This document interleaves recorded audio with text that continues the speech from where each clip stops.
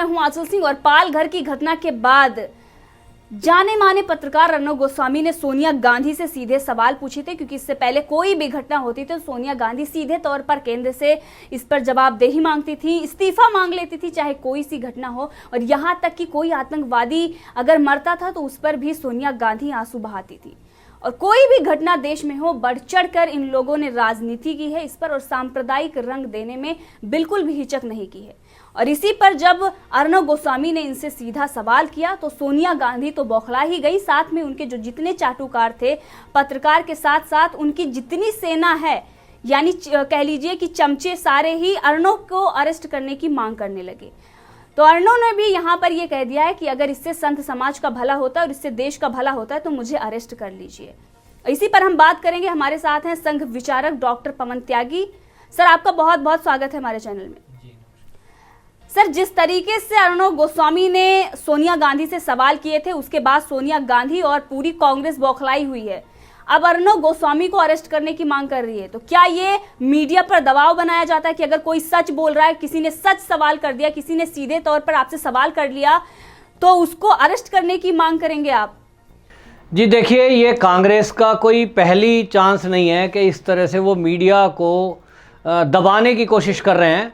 इसके पहले हमने देखा था कि जब कांग्रेस केंद्र में थी उस समय जी न्यूज़ के जो इस समय सुधीर चौधरी हैं, उन्होंने एक स्टिंग किया था। और उस समय जो नवीन सिंगल हैं वो उनको लेकर था, लेकिन उन्होंने उल्टा ही पुलिस के जरिए उन पे केस बनाकर ये दबाव बनाया और उनको जेल तक में डाल दिया था। उस समय ये पता लग रहा था, क्योंकि जी न्यूज़ थोड़ी देशभक्ति की खबरें दिखाता है और कांग्रेस से इसी तरह सवाल करता रहता था समय समय पर, जैसे आज हमारे सीनियर पत्रकार अर्नब गोस्वामी जी ने किए हैं। तो इसी तरह ये दबाने की कोशिश करते हैं और जो पत्रकार इन्हीं की चापलूसी में लगे रहते हैं, इनके अपराधों को छुपाते रहते हैं, ये कितना भी घोटाला कर लें कभी उनका मुंह नहीं खुलता। कहीं कांग्रेस के शासित राज्यों में कोई भी बड़ी से बड़ी हत्याएं हो जाएं, कोई बड़ा अपराध हो जाए, उस पर बोलेंगे नहीं। और उनको तलाश रहती है कि जहां भाजपा शासित राज्य हैं वहां अगर जरा एक चींटी भी मर जाए तो ये पूरा हो हल्ला करते हैं। तो ये कांग्रेस का एक तरीका है कि वो किसी को किस तरह से टेरराइज करते हैं। वो पत्रकार हो तो पत्रकारों का भी मुंह कुचलने की कोशिश करते हैं इसी तरह। और ये मीडिया को, जो देश का चौथा स्तंभ है हमारा, उसको ये दबाने की कोशिश करते हैं। और इनके जो चापलूस पत्रकार हैं, जिसमें अभिसार शर्मा है, रवीश कुमार हैं, राजदीप देसाई है, बरखा दत्त है, विनोद दुआ है, पुण्य प्रसून वाजपेयी है, शेखर गुप्ता है, ऐसे ये कुछ पत्रकार हैं जो लगातार आप देखेंगे कि वो कभी भी कांग्रेस पे सवाल नहीं उठाते हैं। जहां कांग्रेस की शासन सरकार है वहां वो सवाल नहीं उठाएंगे। उन्हें खबरें चाहिए भाजपा शासित राज्यों से। और इसलिए ये जो पहला एक ऐसा केस नहीं है, ऐसे एक अनेक केस हैं। ये अर्नब गोस्वामी का, जो रिपब्लिक भारत के सीनियर पत्रकार हैं, इन्होंने क्या कहा है? इन्होंने केवल इतना कहा कि इस देश में महाराष्ट्र सरकार जो एनसीपी, कांग्रेस के और शिवसेना के साथ मिलकर के सत्ता में है, वहां 2 संतों की निर्मम हत्या हुई है। और उस हत्या के समय 15 पुलिस वाले वहां मौजूद, जो वीडियो में दिख रहे हैं। अगर 10-15 पुलिस भी है उनके होते हुए, और दिख रहा है कि किस तरह से भीड़ को उन्होंने सौंप दिया, तो मैं सवाल पूछता हूं सोनिया गांधी से कि वो सोनिया गांधी मेरा जवाब दे कि क्या उनकी हत्या पुलिस ने इसलिए कराई, भीड़ को इसलिए सौंप दिया क्योंकि उन्होंने गेरुआ वस्त्र पहना हुआ था? सोनिया गांधी जवाब दे कि यदि वो व्यक्ति जो थे, जिन पे चाहे मान लो शक भी था, वो शक वाले अगर गोल टोपी लगाए होते, दाढ़ी उनके होती, तो क्या तब भी पुलिस इसी तरह करती? और तब भी क्या सोनिया गांधी इसी तरह मौन रहती? ये सवाल उन्होंने किया है। वास्तव में आप देखिए, हत्या किसी की भी हो, वो धर्म की बात नहीं है, हिंदू हो, मुसलमान हो, सिख हो, किसी की भी हो, उसका सवाल पूछने का, जवाब लेने का अधिकार मीडिया को है और मीडिया लेता है। ऐसा नहीं है कि ये जो पत्रकार हैं आर भारत के, कि ये बीजेपी वालों से सवाल नहीं करते हैं। पत्रकार का धर्म है सवाल पूछना। और वो इन्वेस्टिगेशन अपने तरीके से करते हैं। और उन्होंने की तो ये पाया है कि पुलिस वालों ने, ऐसा दिख भी रहा है हम सबको भी, कि पुलिस वालों ने उनको भीड़ में सौंपा और कोई कार्रवाई नहीं की। लाठी चलाते दिखते उनको, उन्होंने हवा में फायर किया, तो अगर किसी एक आदमी की टांग पे भी गोली चला देते शायद वो संतों की हत्या होने से बच जाता। और इसीलिए सवाल तो उठता है, सवाल उठता है, कांग्रेस से बनता है ये सवाल कि आप जब एक अखलाक की मौत पर पूरा देश को सिर पर उठा लेते हो, और ये जो पत्रकार हैं रवीश कुमार जैसे, ये उसे इंटरनेशनल खबर बनाकर आए दिन प्राइम टाइम चलाते हैं कि एक अखलाक मारा गया, मॉब लिंचिंग हो गई, वो देखिए वहां हो गई। तो भाई ये मॉब लिंचिंग क्या एक विशेष धर्म के मारे जाने वालों को ही लिए है? ये मॉब लिंचिंग जो शब्द है, भीड़ के द्वारा किसी को पीटना, तो ये भीड़ के द्वारा पीटना है। तो ना तो कोई पत्रकार सवाल उठा रहा है, कोई नहीं पूछ रहा है। क्यों नहीं पूछ रहे भाई? क्या आपका स्वार्थ है कि आप कांग्रेस से, एनसीपी से या शिवसेना से ये सवाल नहीं पूछ रहे हैं कि आपके प्रदेश में 2 संतों की निर्मम हत्या कर दी जाती है और पुलिस की मौजूदगी में? तो इस सवाल को वो तो पूछ नहीं रहे हैं। सोनिया गांधी से पूछना चाहिए, उनका ये धर्म बनता है पत्रकार का। लेकिन जिस पत्रकार धर्म को ये अर्नब गोस्वामी जी निभा रहे हैं, तो उनको भी धमकी दे रहे हैं कि हम तुम्हें जेल में ठूस देंगे। तो अर्नब गोस्वामी ने तो कह दिया है, उन्होंने कह दिया है मैं स्टूडियो में बैठा हूं और अगर कांग्रेस में दम है और मेरे गिरफ्तारी से अगर संतों को कुछ भला होता हो, उनके अपराधी पकड़ में आते हों, या आप मेरी बात दबा दें और मेरी आवाज़ दबाकर आपका कुछ हित होता हो संतों का, मैं गिरफ्तारी के लिए तैयार हूं। लेकिन मैं बता दूं कि यह इतना आसान नहीं है। कांग्रेस के लिए यह कब्र खोदने जैसा काम करेगी, क्योंकि कांग्रेस अगर ऐसे देशभक्त पत्रकारों का मुंह दबाने की, कुचलने की कोशिश करेगी, तो देशभक्त मीडिया, चाहे वो एक ही क्यों ना हो पत्रकार, कांग्रेस की नींव खोदने के लिए काफ़ी है। और ये जो चापलूस पत्रकार हैं देश के, मैं इनको भी ये कह देना चाहता हूं कि वो धर्म देख करके खबर ना चलाया करें।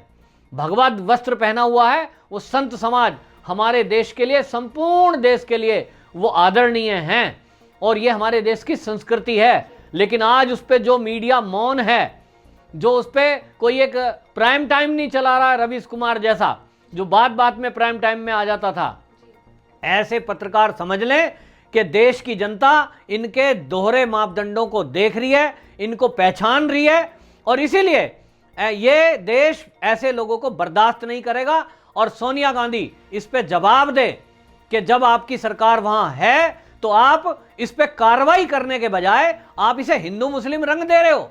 उनका मंत्री कहता है कि साहब मैंने पूरी लिस्ट चेक कर ली है, हम लिस्ट जारी करने वाले हैं, उसमें कोई मुसलमान नहीं है। हिंदू मुसलमान करके आप बोल रहे हो, किसने पूछा आपको कि कौन थे उसमें? हिंदू हो या मुसलमान, अपराधी अपराधी है, उसको सामने लाना चाहिए। और अभी जांच हुई नहीं है, सीआईडी की टीम कल पहुंची है, आज वो कहते हैं जी हमने जांच भी कर ली। ये कैसी जांच अपने आप में कर रहे हैं? अपने आप को खुद ही क्लीन चिट दे रहे हैं और कहते हैं साहब हमने कार्रवाई कर दी। ये कार्रवाई उस दिन तक नहीं मानी जाए जिस दिन तक असली गुनाहगार इसके पीछे, जेल के पीछे ना जाएं और उनको फांसी ना हो। क्योंकि उस एरिया में ये घटनाएं आ रही हैं कि वहां कन्वर्ट किया जा रहा था लोगों को काफी दिनों से, और वो सारा खुलासा जो रिपब्लिक भारत ने किया है उसका जो मुंह बंद करने की कोशिश कांग्रेस धमकी देके करने की कोशिश कर रही है। पूरा देश आज अर्नब गोस्वामी के साथ खड़ा है। जी बिल्कुल। इससे पहले कहा गया था कि बच्चा चोरी के शक में, किसी ने कहा कि लूटपाट के शक में जो दलीलें दी जा रही थी इनके तरफ से कि ये सांप्रदायिक नहीं है, ऐसा है, वो चीजें खुलकर सामने आ रही हैं कि वहां पर जो सेना पर पत्थरबाजी करते हैं उसके बाद अगर उन पर कार्रवाई की जाती है तो उनको भी चरमपंथी कहा जाता है। आतंकवादियों को एक शब्द दिया जाता है चरमपंथी, और उनको उसके पीछे छिपाया जाता है, शय दी जाती है और देश में आतंकवाद को बढ़ावा दिया जाता है। कुछ मीडिया हाउसेस आज आतंकवादियों के संरक्षक बन गए हैं। ये वही राहुल गांधी हैं जो जाकर बाहर हिंदू आतंकवाद की बात करते हैं, और अगर एक हिंदू मारा जा रहा है उस पर इन्होंने कोई जवाब नहीं दिया है। तो ये सवाल खड़ा होता है। इसी के साथ आपको हम बताएं कि अर्नब गोस्वामी ने इससे पहले भी इस्तीफा दे दिया था editor of guild of India से, और उन्होंने कई सारे ऐसे पत्रकारों के नाम लिए थे जो इस पर चुप थे। उस पर आप क्या कहेंगे? देखिए, ये तो मैंने आपको बताया कि जिस तरह से आप देखेंगे, जब नरेंद्र मोदी जी गुजरात के मुख्यमंत्री थे, उस समय एक कार सेवकों के साथ गोधरा का कांड हुआ। यही पत्रकार जो मैंने नाम लिए हैं, अभिसार शर्मा, रवीश कुमार, बरखा दत्त जैसे लोग, उस घटना की जब वो डेट आएगी ना, उसकी बरसी चलाते हैं, ये उस पर पूरा सीरीज चलाते हैं। देखिए, आज जो है वो घटना की आज बरसी है। आज के 10 साल पहले ऐसा हुआ था जी, वहाँ जो है आज गोधरा में ये हुआ था, पूरी स्टोरी चलाएंगे। क्यों? इनका एक ही सूत्र रहता है कि किस तरह से बीजेपी को बदनाम किया जाए और वहाँ लोगों को आक्रोशित किया जाए कि हिंदू मुसलमानों को मार रहे हैं, सरकार बीजेपी की मुसलमानों को मरवा रही है।